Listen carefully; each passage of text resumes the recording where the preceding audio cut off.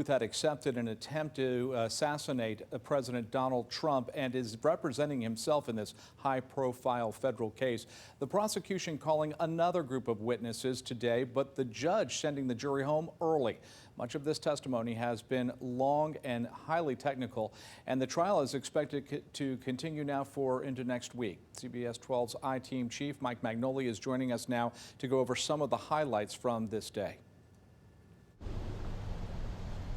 Hey there, everybody. I'm seeing some of the vehicles from the Federal Protective Services moving around, so they might be bringing Routh out of court for the day.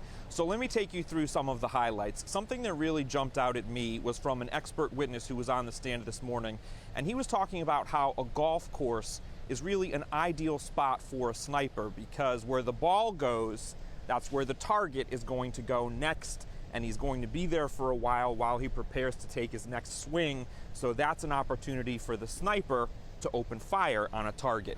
Routh, on cross-exam, was quick to point out that he never opened fire that day. And that seems to be a theme that he's going for throughout these proceedings, is that his intent was not to assassinate Donald Trump. Something else that was interesting.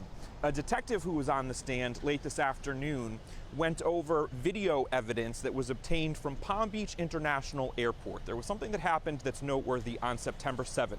That's when Trump's private plane was taking off from the airport, and Routh was seen on many cameras inside the airport observing the plane. Specifically, he was at a row of windows in the atrium that looked out to the runway. Well, the prosecution wants to show this to the jury so that they regard this as him surveilling Trump and trying to learn the movements of his target. But Routh was quick to point out on cross-exam, look, a lot of people are interested in the president's plane. It's not illegal to go look at it or to take pictures of it.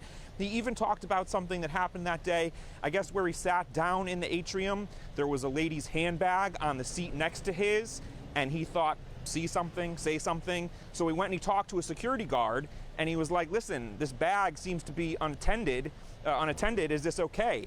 And so he's trying to show the jury, I wasn't doing anything nefarious if I'm talking to a security guard. But a lot of his cross-exam has been kind of bumbly, and this is supposed to continue. I think you guys were saying in the intro that it's been a long day. Some of this has been very tedious, especially the technical details about the rifle. I saw the jury yawning a couple of times, and even Judge Cannon trying to suppress some yawning. She's trying to move this along.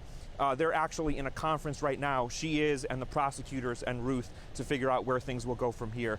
He could start calling witnesses tomorrow.